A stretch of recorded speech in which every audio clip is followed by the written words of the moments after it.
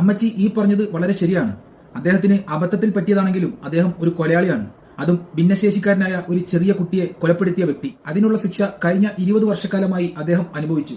മാത്രമല്ല, കേരളത്തിലെ നല്ലവരായ ജാതിമത വ്യത്യാസമില്ലാതെ എല്ലാവരും ഒരുമിച്ച് നിന്ന് ഏകദേശം 34 കോടിയോളം രൂപ മരണപ്പെട്ട ആ കുട്ടിയുടെ വീട്ടുകാർക്ക് കൊടുക്കുകയും അങ്ങനെ ആ വീട്ടുകാരി മാപ്പ് കൊടുത്തതിന്റെ ശേഷമാണ് അദ്ദേഹം ജയിൽ മോചിതനാകുന്നത്. ഇനി എയർപോർട്ടിൽ അദ്ദേഹത്തെ സ്വീകരിക്കാൻ വന്ന ആളുകളെ കണ്ടിട്ടാണ് അമ്മച്ചിയുടെ കുരു പൊട്ടിയതെങ്കിൽ, കഴിഞ്ഞ ദിവസം ഉത്തർപ്രദേശിലെ ഗാസിയാബാദിൽ ഒരു ചെറിയ പെൺകുട്ടിയെ ക്രൂരമായി ബലാത്സംഗം ചെയ്ത സുശീൽ പ്രജാപതി എന്ന പ്രതി ജയിൽ മോചിതനായപ്പോൾ അവിടെയുള്ള സംഘകൂട്ടങ്ങൾ അദ്ദേഹത്തെ പൂമാലയിട്ട് സ്വീകരിക്കുകയും കൊട്ടും കുരവയും ആരവവും ചെണ്ടമേളയുമായിട്ട് സ്വീകരിച്ചതും അമ്മച്ചി കണ്ടില്ലേ? മാത്രമല്ല, വർഷങ്ങൾക്ക് മുമ്പ് ആസിഫ എന്ന പൊന്നുമോളെ ദൈവങ്ങളുടെ മുന്നിൽ വെച്ച് ക്രൂരമായി പീഡിപ്പിച്ച് കൊലപ്പെടുത്തിയ നികൃഷ്ടജീവികൾ പുറത്തിറങ്ങിയതും അമ്മച്ചി കണ്ടില്ലേ? അപ്പോൾ അതിനെ എതിർത്ത് സംസാരിക്കാൻ അമ്മച്ചിയുടെ വായിൽ പഴം തിരികെ വെച്ചിരിക്കുകയായിരുന്നു.